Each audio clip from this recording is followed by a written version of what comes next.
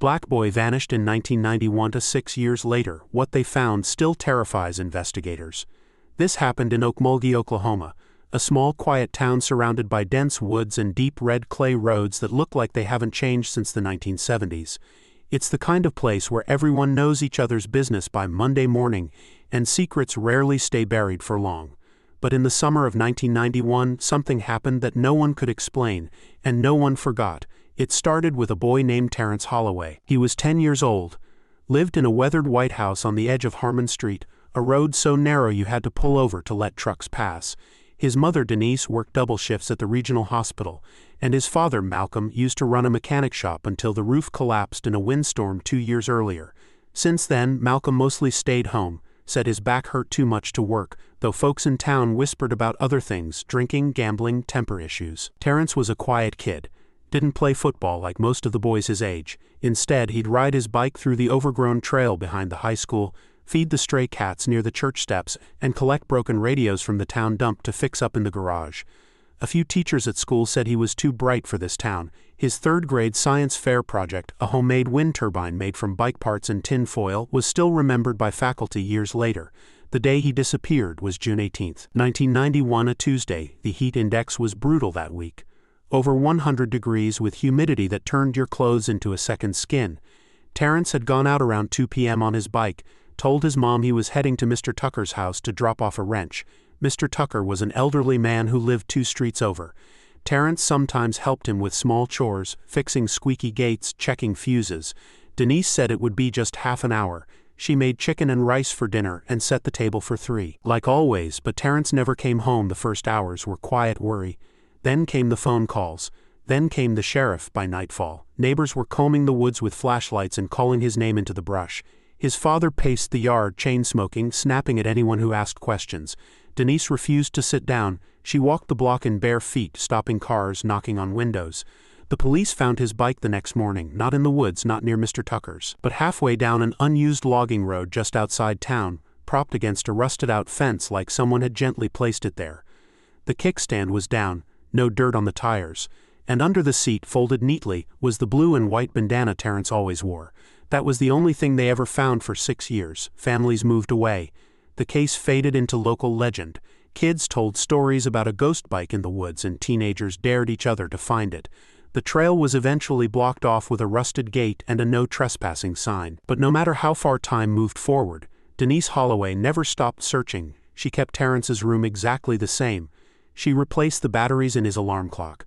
She donated blood every 2 months in case a database match turned up.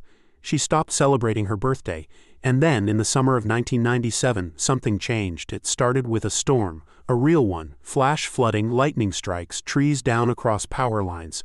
Okmulgee hadn't seen rain like that in nearly a decade. 3 days of wind and chaos that stripped roofs and cracked foundations. After the storm passed, 2 county surveyors were sent to check for soil damage in the Northwest Basin, a dense patch of trees and creek beds just beyond the old mill. That's when they found it. It wasn't marked on any recent maps, hadn't been used since the early 70s, but about 40 yards off the main dirt trail, beneath a collapsed tree trunk, the ground gave way under one of the surveyor's boots. He fell into something hollow. At first they thought it was a root cellar, but it wasn't. It was a room, a square concrete space about 9 feet across, buried under nearly 2 feet of overgrowth.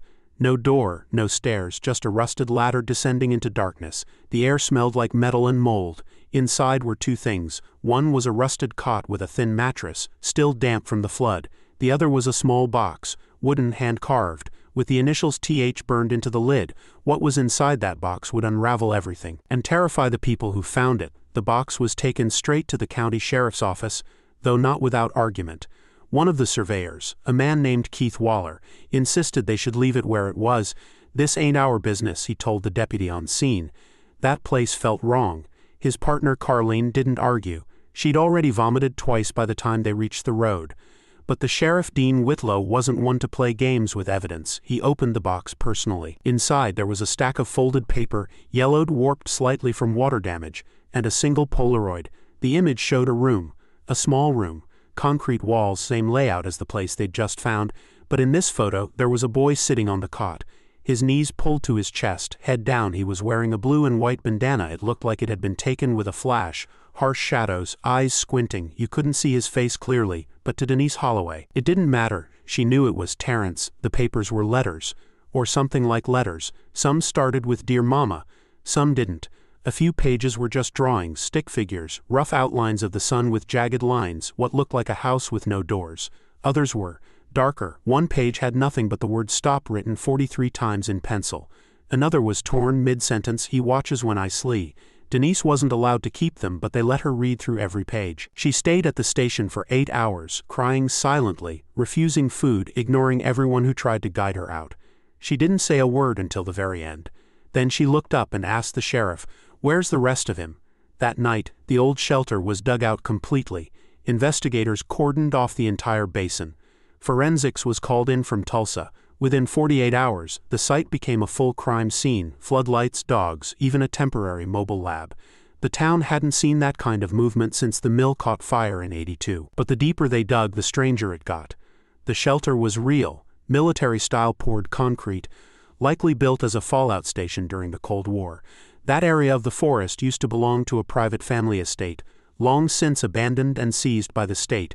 No one had documentation of the shelter's existence, no blueprints, no service records, but it was wired. Investigators found old power conduits running from a line nearly 200 yards off-trail, buried, disguised, still intact. Someone had gone to a lot of trouble to keep the place running. They even found a ventilation system, barely functional, but enough to keep someone alive underground for a while. There were more items too: a broken wristwatch, a pair of socks too small for an adult, a child's toothbrush, each object carefully placed like someone had been trying to maintain a life there, or the appearance of one. But there were no fingerprints, no DNA, not a trace of whoever had been with him. The medical examiner confirmed what everyone feared. The mattress and interior showed signs of long-term human presence. Trace urine, hair fibers, flakes of skin embedded in the corners of the cot frame. But no remains, no bones, no evidence of death, only absence. The investigators started working backwards. Every missing person report filed in the last 20 years was reviewed. They brought in psychologists, handwriting analysts, former FBI profilers. Nothing conclusive. The letters in the box, those that could be deciphered, seemed genuine, written by a child under stress. But none of them explained how he got there, or who took him, or why they stopped. The only real lead was the Polaroid, and something strange about it, it wasn't just a photo. When analyzed, it revealed faint fingerprint impressions along the edge, too large to belong to a child, with a slight tremor in the pressure pattern. And on the back, in faded ink, someone had written a date, the 3rd of December 1993, which meant Terrence had been alive for at least 2.5 years after he vanished. That date became an obsession for Denise. She started marking time by it.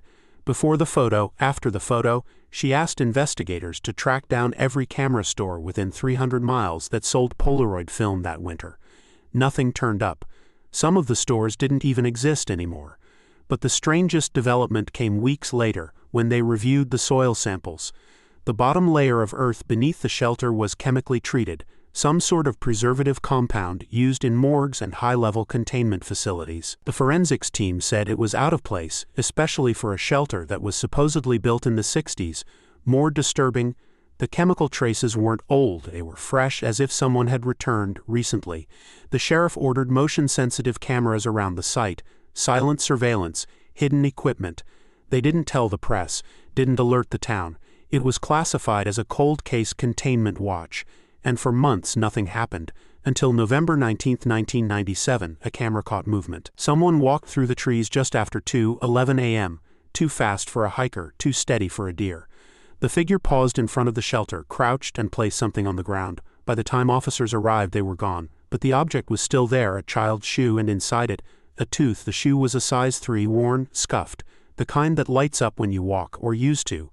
The battery strip along the heel was dead. It had been soaked at some point, dried out, then wrapped in a clean white cotton cloth. The tooth was placed inside the left shoe, tucked under the tongue. It was a molar, undeveloped, likely from a child no older than 10. It wasn't Terrence's, that much was confirmed. He'd lost all his baby teeth by age 9, and Denise had kept several in a keepsake jar. Still, the message was clear. Someone was watching. Sheriff Whitlow ordered a forensic match. The dental records came back inconclusive. No regional database could identify the tooth's owner. They began suspecting that whoever left the shoe was either deliberately taunting them or sending a warning. After that night, patrols increased.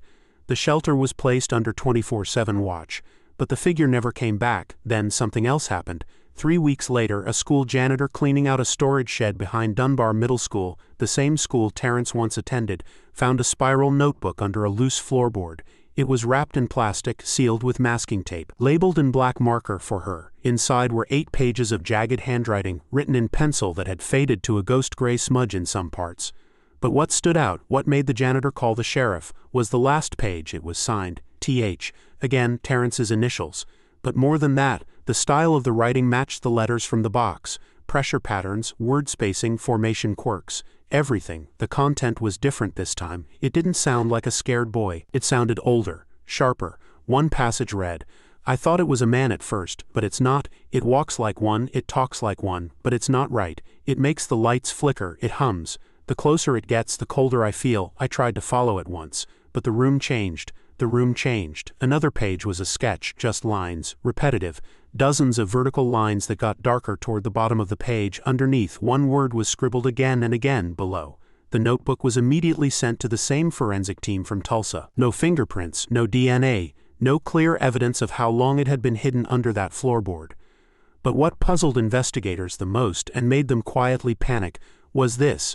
That particular storage shed had been completely demolished and rebuilt in 1994. The notebook had been found under a board that wasn't there until 3 years after Terrence disappeared, which meant either someone broke into the locked shed after it was rebuilt and hid it intentionally, or something had been placed or left where it never should have been. The media hadn't gotten wind of any of this. Sheriff Whitlow kept it quiet, citing unverified leads.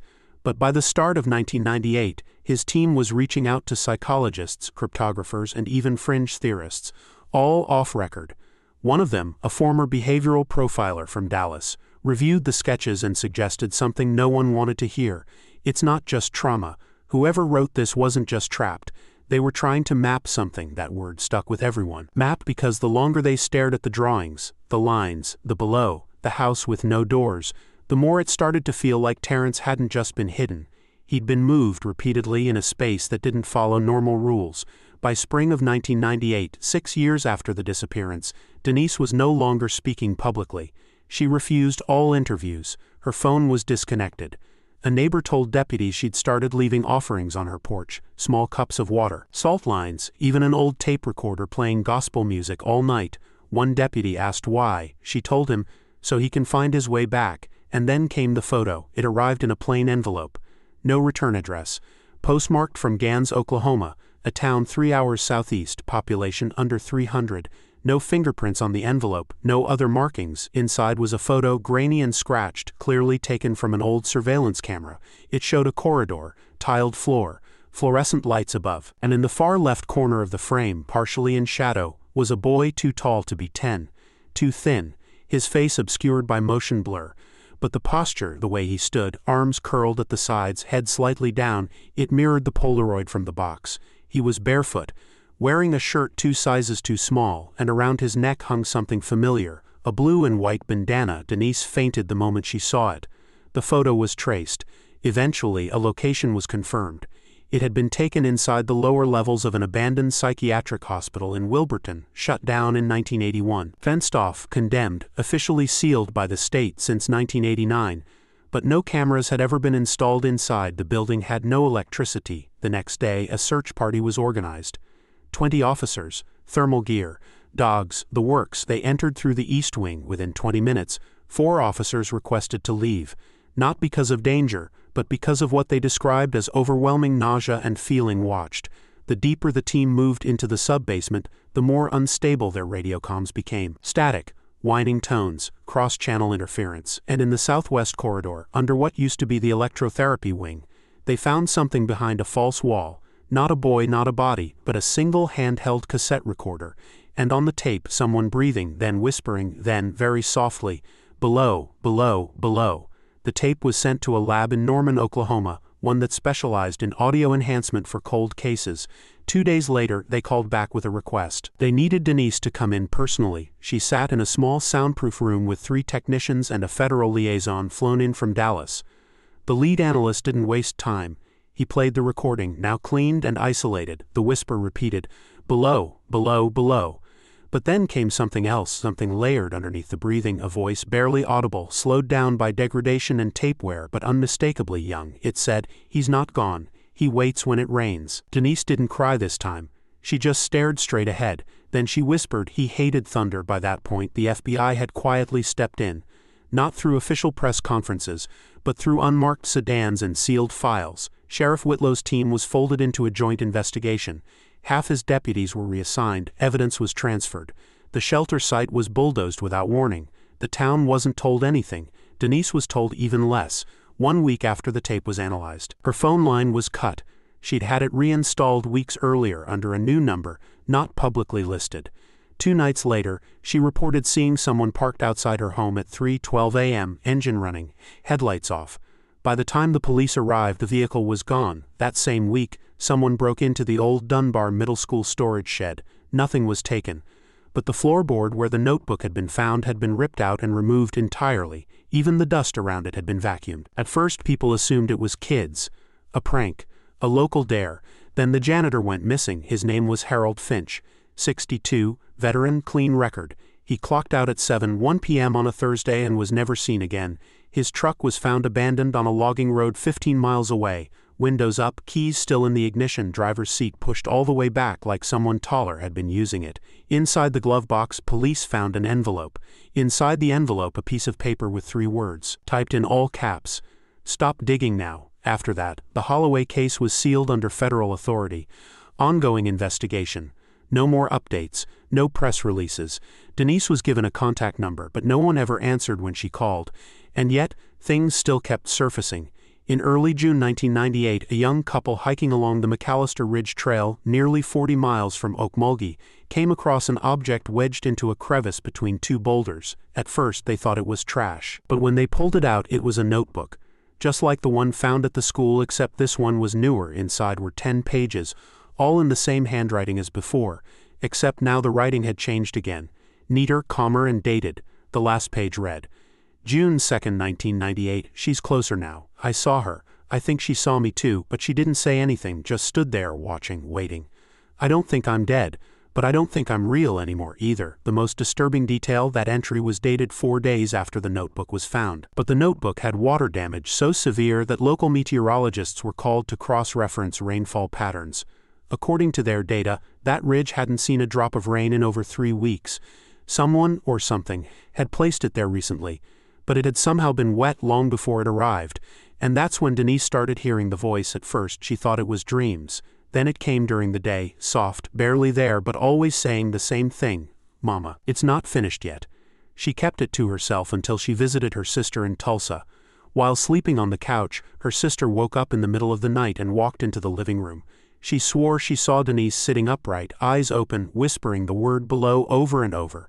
When she touched her shoulder, Denise gasped, like she'd just come up for air. Denise had no memory of it. Shortly after, she began having nosebleeds, then periods of missing time. Once she lost 6 hours between leaving the grocery store and arriving home. The milk in her trunk had turned sour from the heat. The town tried to move on. A new mayor came in. Budget was cut. The shelter site became part of a green space redevelopment project. Trees were planted. A park bench was installed. A plaque was added. In memory of the missing, Terrence's name wasn't listed. But people still talk, especially about the storm. It came on the exact anniversary, June 18, 1998, same date, same humidity, same pressure drop, but this storm didn't move. It sat over the town for 5 straight hours, flashing lightning every 30 seconds but never releasing a drop of rain. Pets refused to go outside. Radios buzzed with static. A few elderly residents claimed to hear music playing in the fields, faint, distant, like an old cassette on slow rewind. Then, at 3:33 a.m., a power outage struck 3 blocks near Harmon Street. When it returned, every clock in those homes was blinking the same time, 12:03, the same date from the Polaroid. The Holloway's former house has long since been sold. New owners, new coats of paint, but they say the lights in the garage still flicker, especially during storms. And twice someone has reported finding a folded blue and white bandana in the mailbox. No return address, no note, just the cloth damp with rain that never fell. After the storm, Sheriff Whitlow resigned without warning. He submitted a 1-sentence letter to the county clerk. "I can't protect this town from something it refuses to see." He left the same night. didn't even pack up his office. His badge, service revolver, and personal tape recorder were left on his desk. The recorder had one file, 42 minutes of static, followed by 4 seconds of a child humming the melody. Denise recognized it instantly. "This little light of mine," it was the same hymn Terence used to sing in the back seat on the way to church. After Whitlow left, the case was reassigned to the newly appointed sheriff, Vernon Tibb. Younger, sharper, former federal background. He refused to comment on the Holloway file and refused to answer Denise's calls. The day he took over, he issued a gag order to the remaining deputies and sealed the town archives for internal audit. But Denise wasn't done. She started her own records, notes, maps, old phone bills, printouts of missing persons from nearby counties. She laid it all out on a long wooden table in her basement. Pins, strings, circles in red marker. Her kitchen calendar was marked with phrases like "woke up humming and smelled rain, sky clear." She began writing letters to herself, one each night, in case, as she put it, the days start bleeding again. Around that time, she met a man named Reggie Booth, a former emergency dispatcher who had once taken the original 911 call about Terence's disappearance. Reggie had been fired in '92 for misuse of state equipment, but Denise always believed he knew more than he admitted. Now retired, he reached out to her with something strange, a tape. It was recorded from the station's backup line, something the state had supposedly erased years ago. On the tape you could hear her voice, Denise's, frantic, begging for someone to listen. But over her voice, layered faintly, was something else, a second voice, childlike, saying, "Mama, don't let them close the walls again." Reggie swore that voice wasn't audible when the call came through. Said it just showed up years later when he converted the backup files to digital. Denise asked for a copy. Reggie gave her 2. That night he died in his sleep. Massive stroke, they said. But Denise had spoken to him only hours earlier. He was energetic, calm, hopeful. The next morning both tapes were gone from her house. No signs of forced entry, no prints, no damage, just absence. That was when Denise stopped sleeping upstairs. She moved into the basement, boarded up her bedroom window, kept a baseball bat next to the couch and a radio playing static all night long.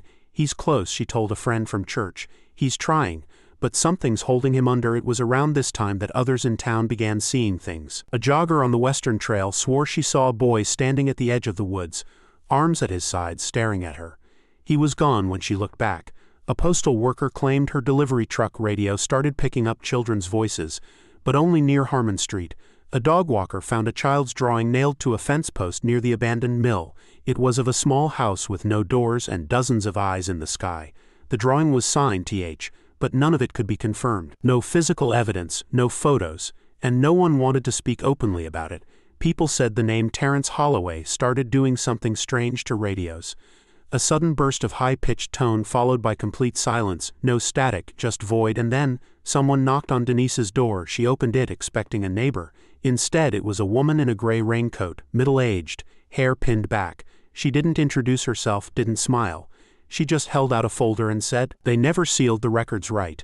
Not all of them. Inside were 5 pages, all copies. One was a floor plan of the psychiatric hospital where the photo had supposedly been taken.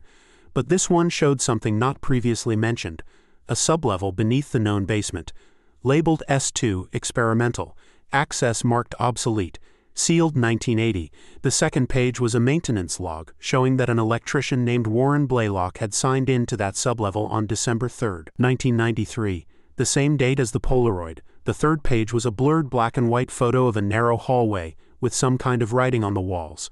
Lines, symbols, loops, no translation. The fourth page was a missing persons flyer. Warren Blaylock, gone without a trace 2 days after his last log entry. The fifth page, it was a note, handwritten, in the same style as the earlier letters, same pencil, same pressure, only 4 words. "Don't trust the mirrors." Denise looked up. The woman was gone. No car pulling away, no footsteps, just rain starting to fall. That night, Denise smashed every mirror in her house. Just after 2:00 a.m., her clock reset itself, not the power grid, not a storm, just the clock, and it flashed. 12:03.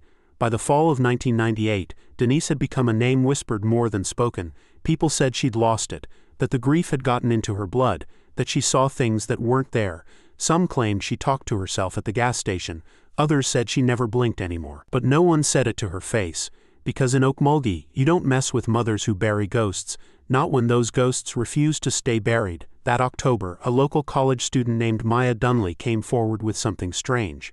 She'd been working on a thesis about forgotten architecture in rural Oklahoma. using drone photography to scan old maps. Her camera caught an odd shape deep in the woods west of town. A rectangle, partially sunk into the earth like the roof of a sunken building. When she followed up on foot, she found something unexpected: a concrete hatch, old, rust-stained, bolted shut with industrial-grade chains.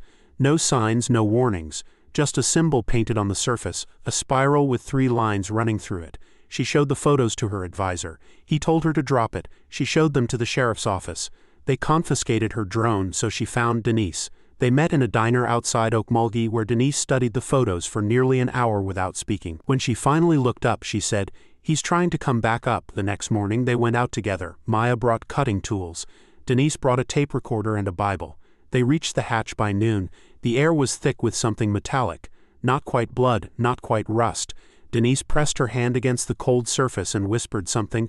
The chains came off easier than they should have. Inside was a narrow metal stairwell. It didn't go far, maybe 15, 20 feet down. But the walls were scorched, burned in strange patterns, like something had clawed at them with heat. At the bottom was a room, circular, empty except for the sound, a slow, distant hum, and in the center something impossible, a pool of water. Still, perfectly round, too dark to see into. Denise knelt beside it, pressed play on her recorder and placed it on the concrete edge. Then she whispered, "Terrence," 3 times. The hum changed pitch and from the water came bubbles. They didn't rise naturally. They pulsed like breath. One by one they surfaced, 5 in all, and then stopped. The hum ceased. Denise picked up the recorder.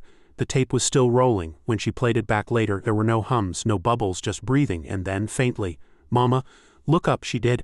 But there was nothing above her that day, only trees. Still, that night back in her house, something had changed. The bandana she kept in her bedside drawer, the one found under Terrence's bike in 1991, was gone. In its place, a pair of damp shoelaces tied in a knot. The next few weeks brought more signs: a child's drawing taped to her window, a ladder stretching from underground into a cloud, a voicemail on her landline that was just soft humming for 91 seconds, a water stain on her kitchen ceiling shaped exactly like the spiral from the hatch. And then came the boy. A neighbor's security camera caught it. 2:03 a.m. A thin figure walking barefoot down Harmon Street, shirtless, pale, moving slow. Too slow, like the footage had been tampered with. But it hadn't. The camera timestamp was clear, October 30th, 1998. The boy stopped outside Denise's gate. He didn't come in, didn't move, just stared at the house. He stood there for 12 minutes, then turned and walked toward the trees. The sheriff's office never commented on the footage. Maya tried to post it online.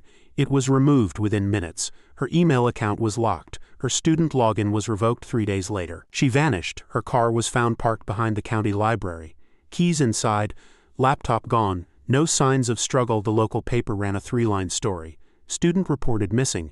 No foul play suspected, but Denise knew she knew what was happening. Someone or something was trying to seal the story back up, piece by piece, voice by voice, so she made a decision. She wrote a letter. Not to the police, not to the town, but to Terrence. Every night for 12 nights straight she wrote to him. "I see you. I know you're tired. I know it's heavy, but don't stop climbing. Not yet." And on the 13th night the bandana returned, folded damp, placed on her pillow, with it a cassette, labeled. She played it. No voices, no breathing. Just a low rhythmic knock, soft at first, then growing louder, closer, sharper, like someone climbing stairs. At the very end, 6 seconds of silence. Then door, just one word. But it echoed through the house like thunder. Denise looked around her. No door was open, but every mirror in her house had cracked. All at once, every single one. After the mirror incident, Denise stopped leaving the house, not out of fear, but out of preparation. She started clearing the floor of her basement, removing the old furniture, pulling up the carpet.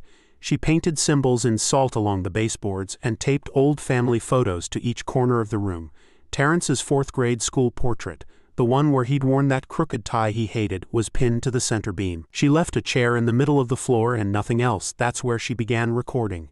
Every night, for 91 minutes, she sat in that chair with a cassette recorder running. She didn't speak, didn't move, just sat and listened.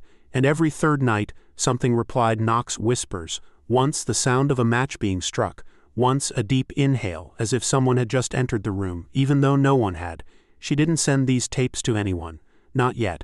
But she began cataloging them with strange titles. Night 4, Rain with No Clouds. Night 7, Breathing Inside the Walls. Night 11, He Touched the Tape. On night 12 the tape jammed, and when she opened the machine to fix it, the ribbon was torn, not shredded, not snapped, torn clean, right across the word Terrence. That same week something happened that broke through even the town's thick curtain of denial. A boy 9 years old named Carter Reams vanished on his way to the corner store. His mother swore he was gone for only 6 minutes, said she'd watched him from the window as he walked up the block. But then he turned a corner, and never turned back. By nightfall, the town was in panic. Flashlights, search parties, local TV, volunteers, posters taped to every telephone pole. But no one found him until the next morning. He was standing outside his front door, soaking wet, shoeless, unharmed but silent. He didn't speak for 3 days, wouldn't eat, wouldn't blink for long stretches, just sat in his bed, eyes fixed on the window, as if something was watching from outside. When he finally spoke, he said only one thing: "There's more than one of him now." When pressed, he refused to elaborate. His drawings, though, told a different story. His parents brought them to the sheriff's office in a shoebox, 24 pages, each one showed a figure, tall, thin, faceless, with outstretched arms and long fingers. But every page was different in one detail: the background. Sometimes it stood in the woods, sometimes behind a chain-link fence, sometimes in a hospital hallway. One image stopped the officers cold. It showed a small boy, curly hair, eyes wide, sitting on a cot in a square concrete room. Behind him on the wall was a spiral, and written across the page in a child's crooked letters, "He's still in THERE." That drawing never made the report. It disappeared the next day. The boy and his family moved out of state within the week. Denise wasn't surprised. She'd already begun tracking similar cases 3 towns over. A girl named Shanice woke up in her backyard after being missing for 4 days, her pajamas dry, though it had rained every night. In Muskogee, a teenage boy was found in the woods barefoot, clutching a Walkman that didn't belong to him. He never explained where he got it. The more Denise collected, the more one thing became clear. They weren't just taking, they were returning, but changed. Always damp, always barefoot, always silent at first, and always with memories of somewhere deeper. Nowhere ever had a name, just descriptions: the gray place, the below, the mirror hallway, and always the spiral. Then, in mid-November, Denise received something unexpected: an unmarked package, no return address, postmarked from Kansas City. Inside, a VHS tape, black, no label. She had to dig out her old player from the attic just to run it. It started with static, then a flicker, a hallway just like the surveillance photo. White tiles, harsh lights, the camera didn't move. But the footage shifted, like time was folding in on itself. The image glitched, then smoothed, then glitched again. Then he appeared, Terrence, standing still, only for a second. Then everything cut to black, and on the final frame before it faded were 2 words scrawled in blocky white text: "Come back." That night, Denise dreamt of rain falling in reverse, up into the sky. She saw Terrence standing at the bottom of a well, not crying, not frightened, but holding out his arms. In the morning, the floor of her basement was wet, and in the center of the room, exactly where she had once placed the chair, a blue and white bandana folded dry, but underneath it, written directly on the concrete in what appeared to be charcoal or ash: "Don't follow their voices, not all of them are his." The writing on the basement floor remained for 4 days. Denise tried to scrub it, used bleach, sandpaper, even poured boiling water over the spot. It never faded, and every night it grew darker, like the ash was seeping deeper into the concrete, or like something beneath the surface was reasserting it. Then, on December 1st, just 2 weeks before the anniversary of the photo's date, the spiral returned, not on the floor, on her skin. A faint outline on her right forearm, like a burn that hadn't broken the surface. It didn't hurt, not at first, but it itched, and under certain light it shimmered, almost like it was pulsing. She covered it with gauze and tried to ignore it. But every night it got a little clearer. On December 3rd, the exact date stamped on the Polaroid, she woke up gasping, not from a nightmare, but from sound, a voice, a boy's, clearer than it had ever been. Right next to her ear, he whispered, "Don't trust the door." And when she opened her eyes, her front door, which she'd triple-locked the night before, was standing wide open. Nothing was missing, but the bandana was gone again. That day, Denise drove to the psychiatric hospital site. She hadn't been back since the search team sealed it off. The fencing had rusted through in parts. One side had collapsed entirely, crushed by a fallen tree. She stepped over it and walked into the ruins. The smell hit her instantly. Wet paper, mold, and something else, something metallic. She followed the corridor with her flashlight. The walls still bore marks from when the county had mapped the place, spray-painted arrows, unit numbers. But deeper in, those marks began to fade, and new ones appeared, scratches, dozens of them. Tiny shallow grooves along the walls, the floor, even the ceilings, some spirals, some lines, some impossible to describe. They didn't follow any logic. They didn't even curve like human hands had made them. And then she found the door, a heavy steel slab, bolted from the outside, rusted shut. On it, someone had scrawled in red, "He's not behind it, he is it." Denise stepped back, and for the first time in years, she ran that night. She called the old sheriff, Whitlow. She hadn't spoken to him in nearly 9 months. He answered after 6 rings. He sounded different, tired. Like someone who hadn't slept in weeks. She told him what she saw. He didn't ask questions, just whispered, "They're trying to wear you down. They want you to open it." "Don't." When she asked what it was, he went quiet, then said, "There's no it. There's just what comes next," and hung up. Denise didn't sleep that night. She sat in the kitchen, lights off, holding Terrence's last drawing in her lap, the one with the ladder and the sky. At 2:03 a.m., the tape recorder on her table clicked on by itself, no cassette inside, just the clicking and then a whisper, "He's almost to the top." In the final days leading up to Christmas, the town changed, not visibly, not in any way you could report, but people felt it. Animals refused to cross certain streets. Power flickered on clear days. Old clocks began resetting, always to 12:03. Churches stayed open later, even when empty. Children complained of dreams where they floated in stairwells with no end. And Denise started sleepwalking. She woke up 3 times in her basement, seated in the chair, her feet damp, her eyes sore from salt. She stopped taping the sessions. She knew it didn't matter anymore. The mirror she'd left broken in her hallway began leaking water, not from a pipe, from the glass. It trickled down in slow, steady lines, but the surface remained dry. She tried covering it with a blanket. The next morning the blanket was soaked, but the mirror untouched. Then came the letters, mailed from nowhere. No stamps, just folded pages slipped into her mailbox. Each one contained a message handwritten. Each message began with T. Each message ended with "below." They read like half memories. "Do you remember the cats at the church? Did you ever finish my turbine? He's wearing your face now. But it's not right." One letter stopped her cold. It said, "There's one way out, but someone has to stay. The ladder isn't long enough for both of us." She burned that letter. And then, for the first time since 1991, she stopped searching. She sat down in her son's old room, still untouched, and waited, not in fear but in readiness, because she knew something was coming.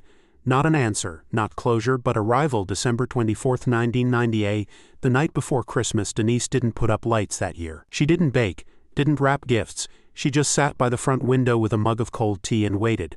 The street outside was silent, too silent. No cars, no wind, just the soft mechanical tick of the wall clock, and the growing sense that something was about to tip. At exactly 12:03 a.m. the power went out all at once. No thunder, no flicker, just gone. The house went black and Denise didn't move. She just stood up, walked to the basement door and opened it. The salt lines were gone. The floor was dry, and on the chair sat something that hadn't been there before, a cassette tape, no label, no dust, still warm.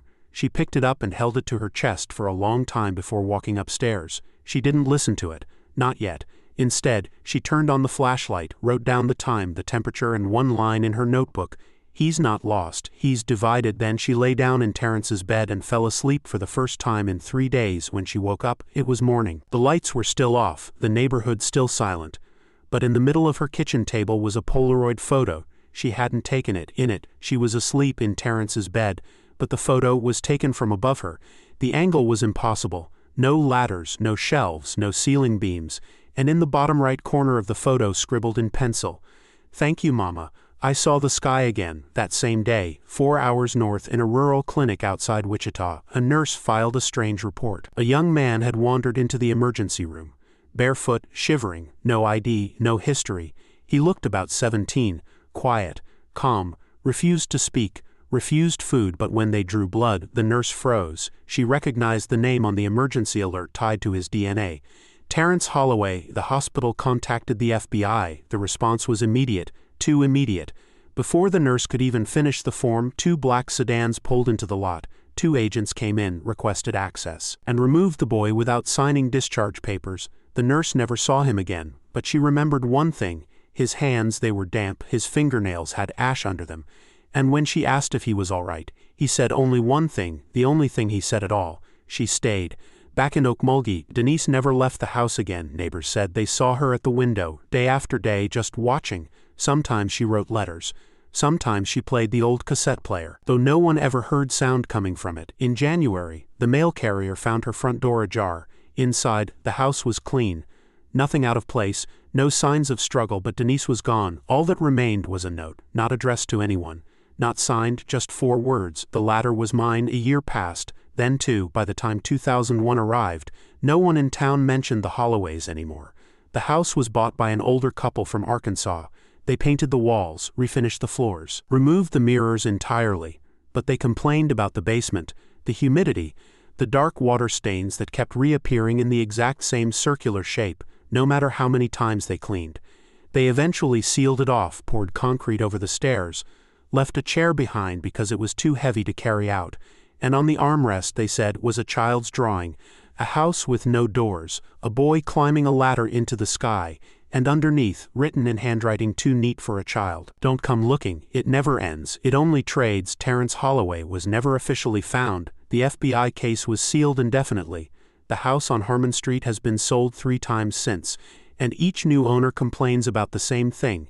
The mirrors never reflect right, no matter how many times you clean them, no matter the lighting. Your reflection is always delayed just a second too late, like something is watching and waiting to come back up.